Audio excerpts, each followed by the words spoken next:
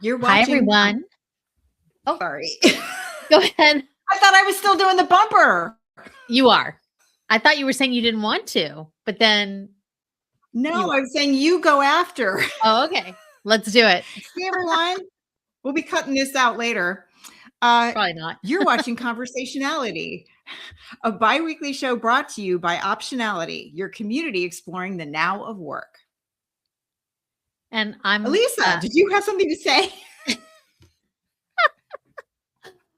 Okay. Yeah. We're not cutting this out because this is how we prove we're human and not AI by making mistakes. That's how I prove I'm human every single day, by making mistakes. That's right. So I'm Elisa Camhort Page, one of Optionality's co-founders, and with me, of course, is Jory Desjardins, the other.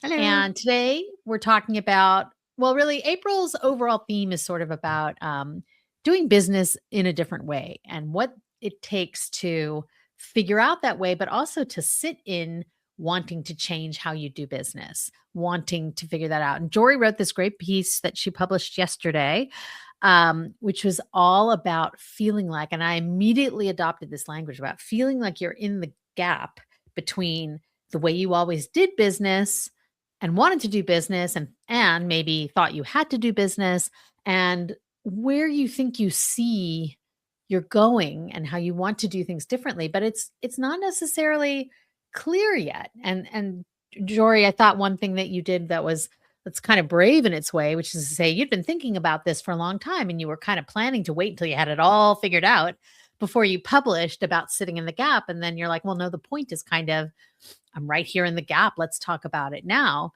And I was bringing up how in our next conversationality, I'm going to bring a colleague of mine named Becky Mollenkamp. She has a new book coming out called Liberate Your Business, which is all about this idea of reframing, redefining. It's also some of what we explored in our Q1 sprint roadmap to restoration. So this idea of we've all been kind of trained to think of success and ambition and what we have to offer in a certain way. And when that way no longer fits, you're sitting in this gap and it's kind of hard to climb up on the other side. So do you want to talk a little bit more about what made you pull the trigger to publish this piece when you don't have it all figured out yet?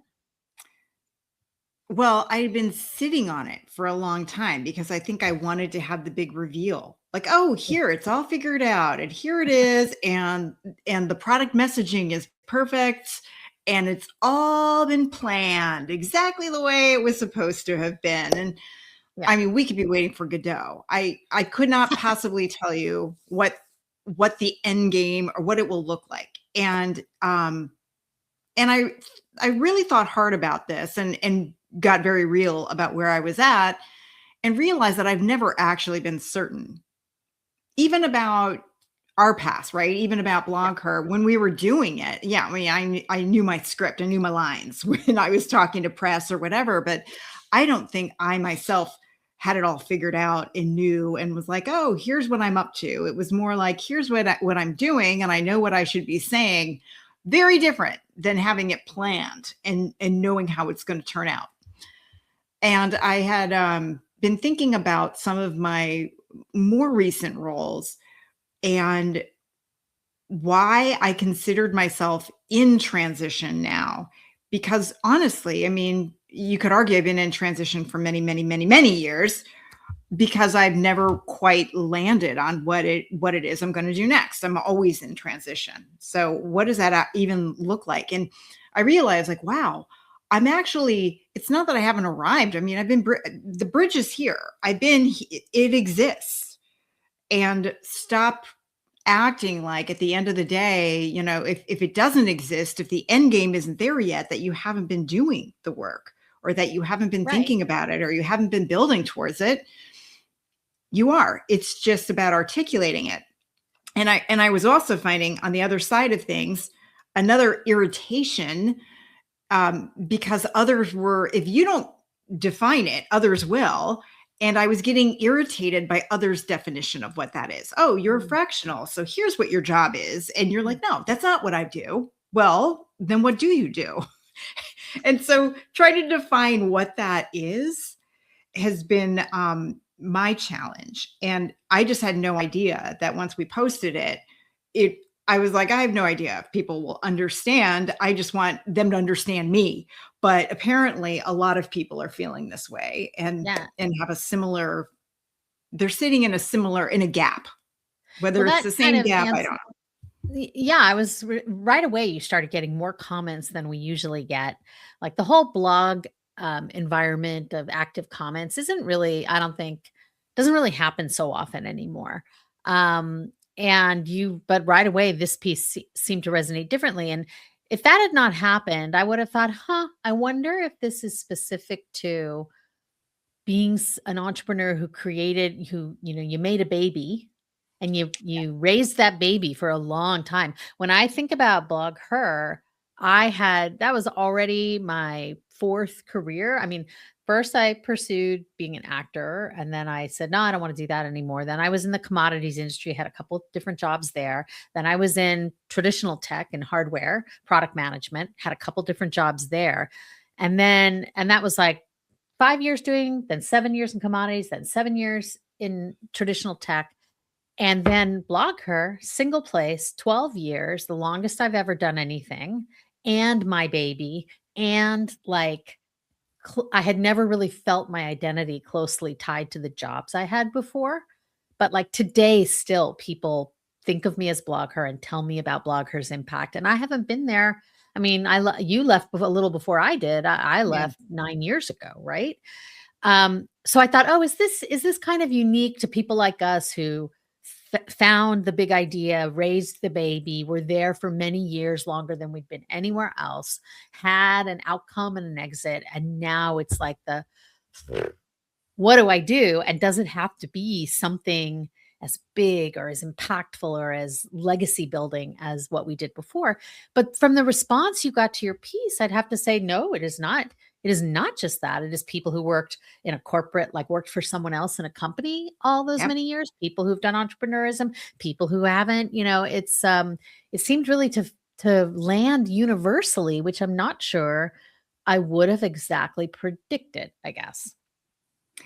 Maybe the thread, right? And you're right. There are some entrepreneurs in the mix, some corporate people in the mix, some people who are always entrepreneurial. So I never really thought of them as gappy because that was in my mind at least what they're known for, what their Yeah. avocation. So but I think the thread there is the feeling of whatever it is you're doing not working and knowing.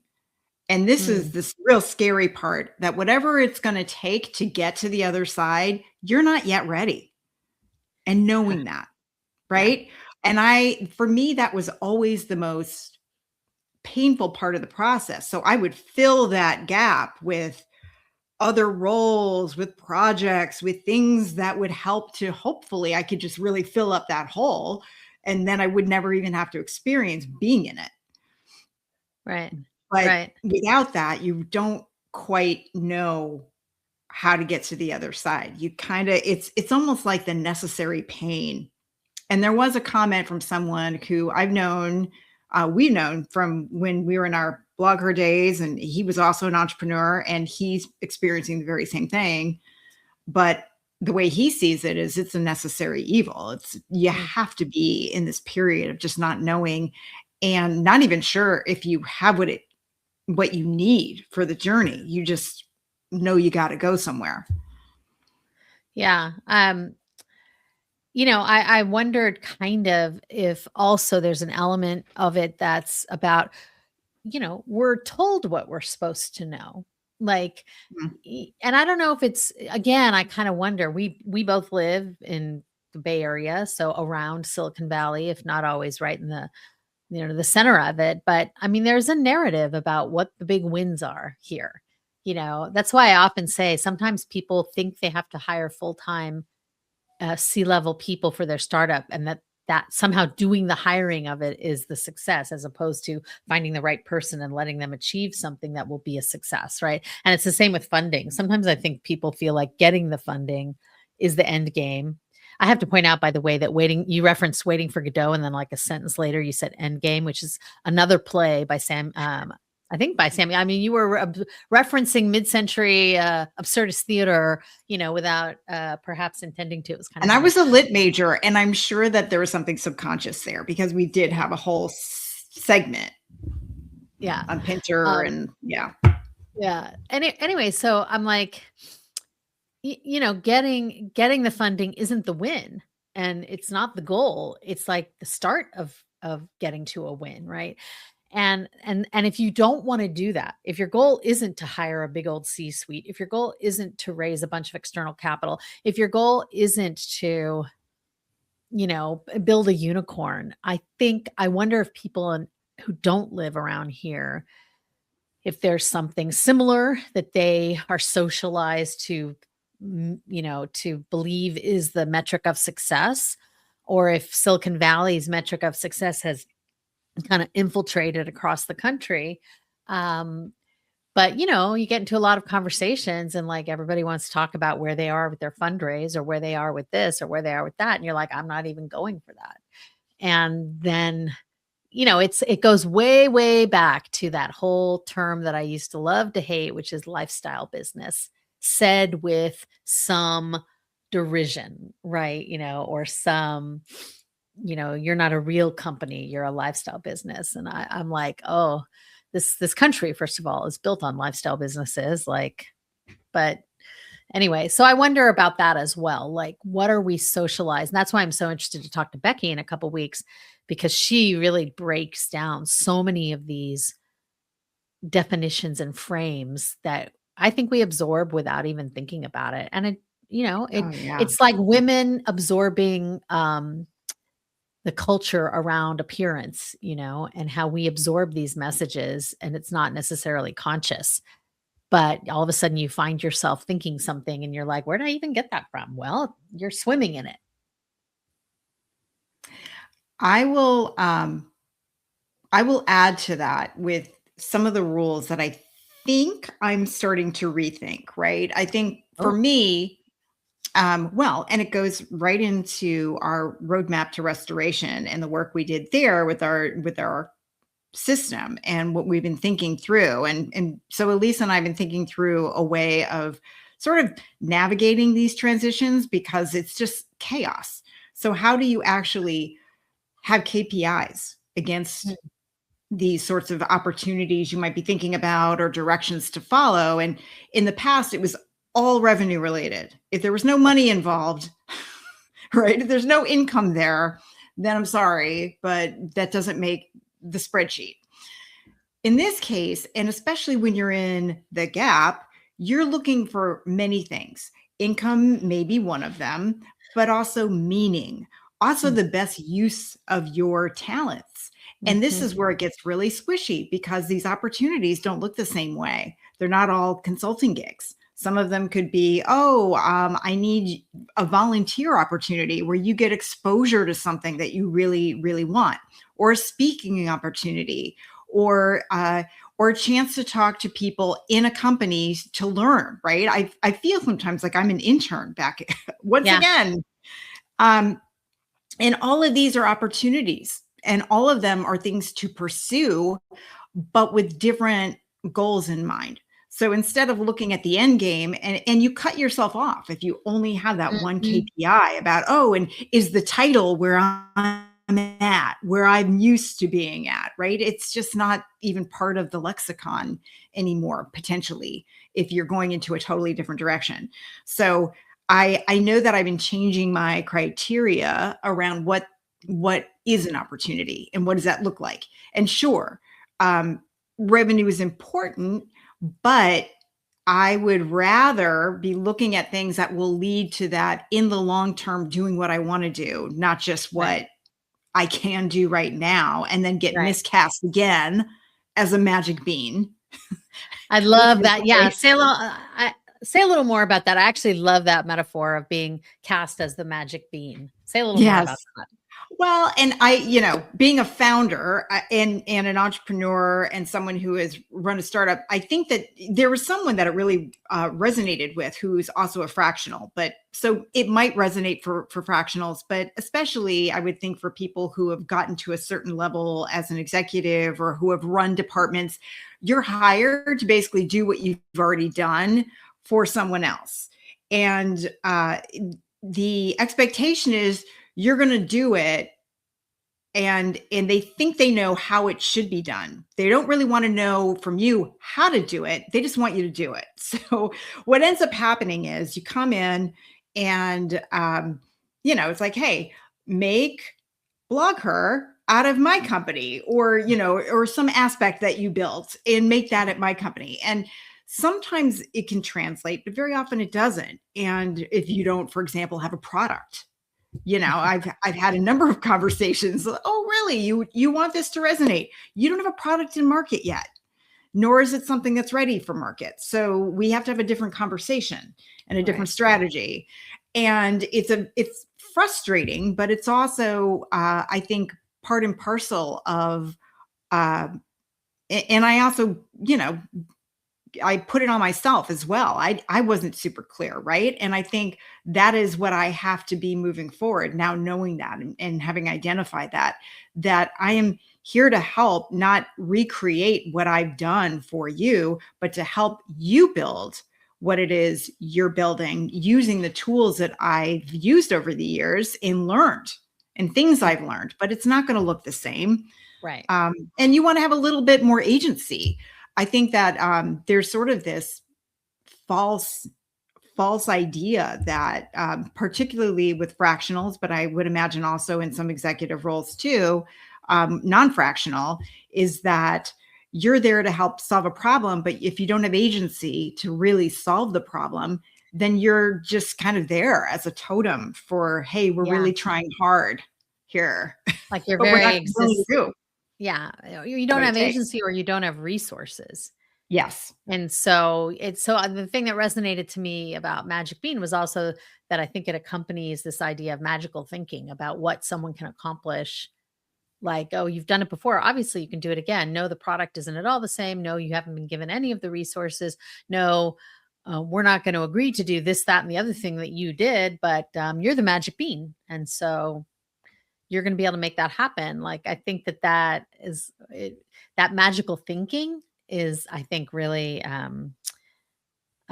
prevalent in when Oh, people bring folks on, is like they think this is going to solve all their problems. But and then I have often said to myself after gigs that I maybe thought would go a different way or last a little longer or be a little, I thought, what did I not interrogate about the opportunity so that I would have at least been prepared?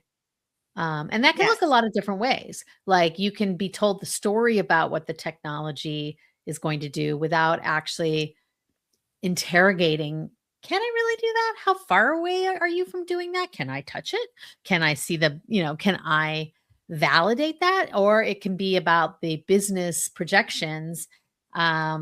Especially for me, because I'm not a salesperson. So it's not like I've ever been hired to like sell to the projections. But so you get told a story about that and you don't interrogate and where are these projections coming from and what's the probability and what's the weight and what's the confidence level and who's responsible for it and like what happens if you don't make that happen. And I thought about those times where I didn't interrogate because I got excited about an Yes. opportunity to do something. Yes. That's the thing. I got excited. I got excited about the people, I got excited about the product, or I got excited about the possibilities. Um, and so it's very easy to not interrogate, especially things that aren't really your responsibility. Like, I'm not the CTO, I'm not the CRO. Right. Like, so the technology and the sales, those aren't really, I'm not owning that. But at the end of the day, I own my own taking of this opportunity and my expectations of it and my assumption that I'm going to be able to deliver something based on, nothing happens in a vacuum. And you cannot just do your part. Like all the parts have to kind of be in working order or get in working order for anyone to deliver.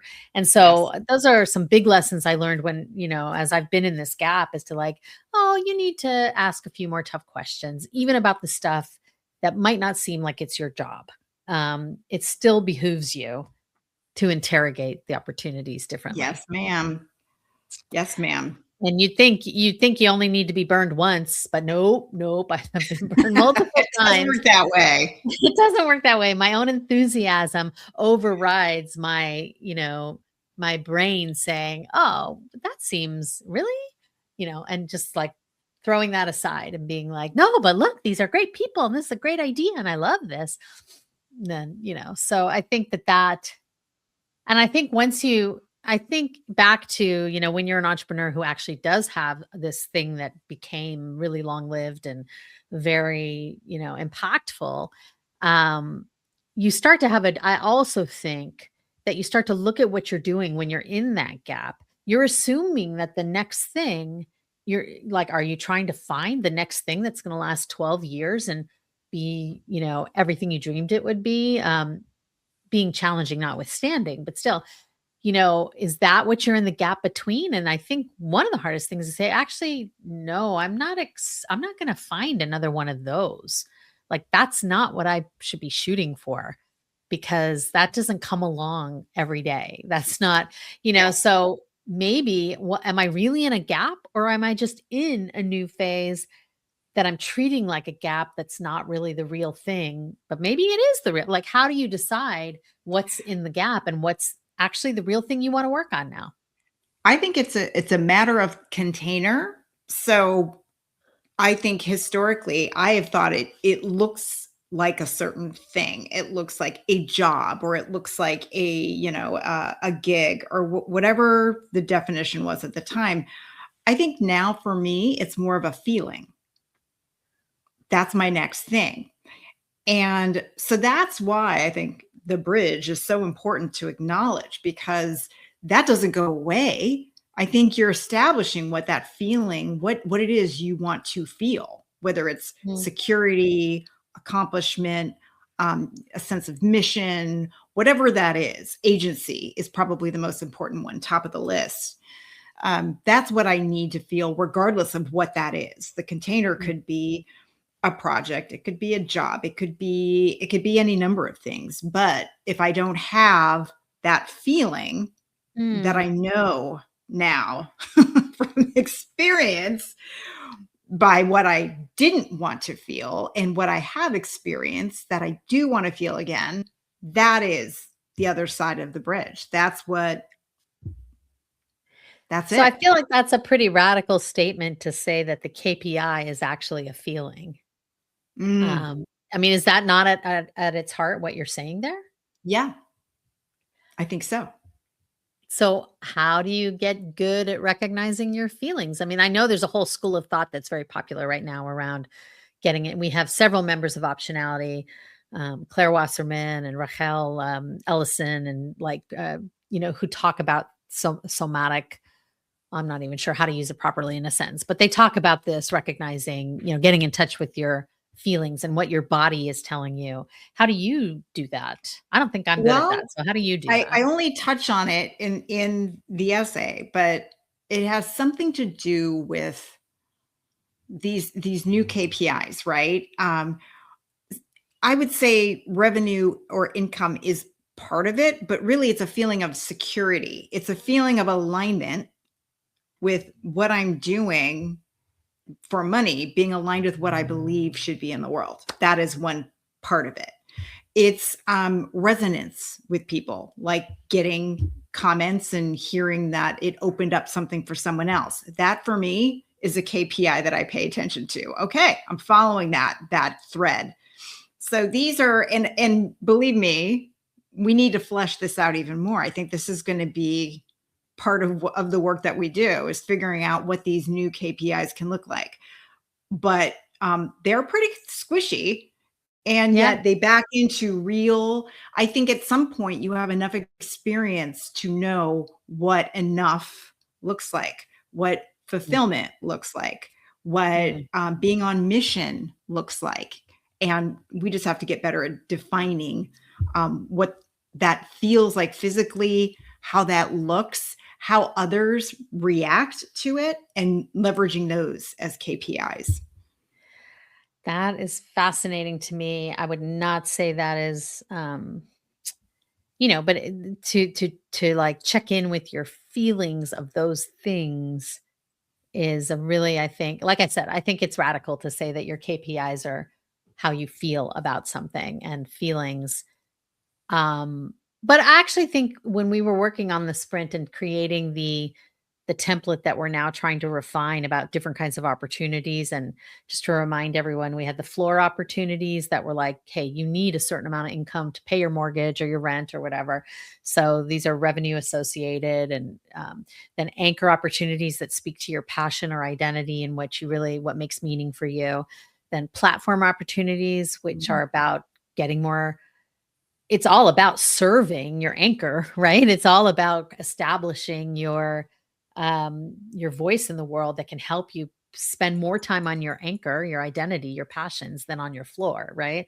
And then the last one is like horizon. How do you feel like you're still learning? How do you feel like you're ready for like 5 years from now, or you know what to do? Um and I realized something, I think I told you about this in our call. I use Bordy sometimes, this AI super connector. Bordy, I'm sort of in Bordy's network, and sometimes it offers to introduce me to people, and vice versa. Like I could ask it if I wanted certain kinds of intros. I could ask Bordy to find them for me. And I they tried to give me an intro last week that I realized, what is this is not, this is like a floor opportunity thing. Like it's all about what I have achieved in the past, what I'm known for in the past. It's not on purpose with what I want to do, what I'm doing moving forward. And I realize I no longer, to talk to people about everything I've achieved and know how to do from the past, it has to serve a purpose for me, not just them. I don't just Yeah. ask, can I help them? I ask, what purpose does it serve for me? And I basically told Bordy, revenue is the purpose it serves for me. Like I don't want to spend my time on these kind of conversations and these kind of connections when they serve no purpose, moving, as you would say, crossing the bridge, getting out of the gap. It's all about what's behind me. It's got to have revenue attached, or it's just not, like it's the, people will talk about it as the pick your brain.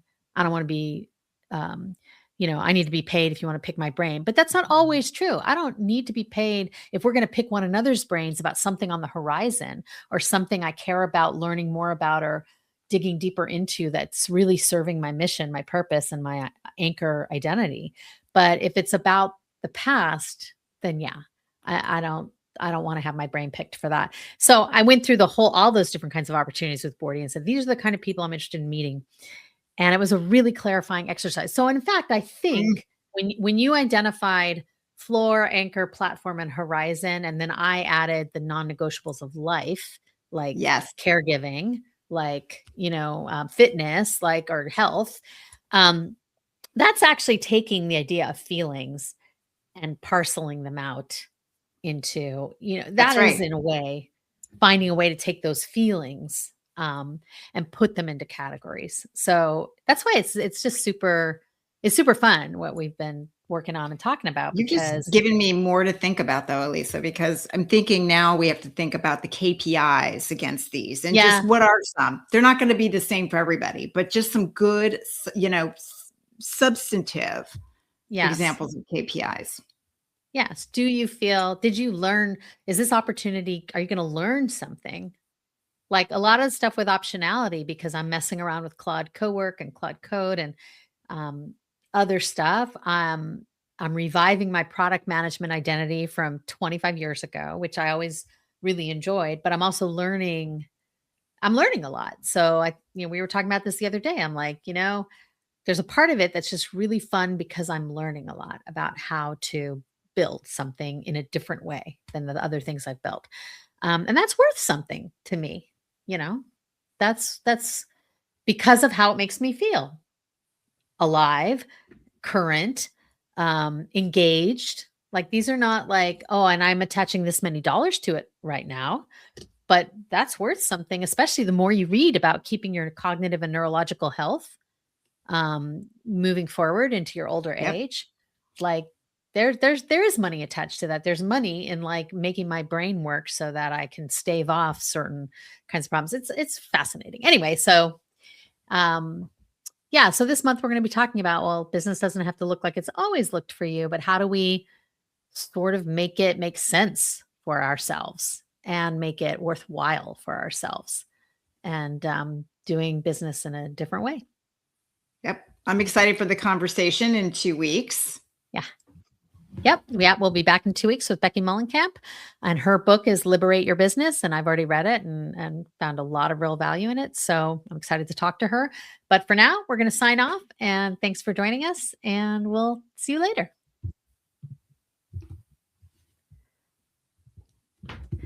And now we'll have the same awkward human thing to escape out of full screen so I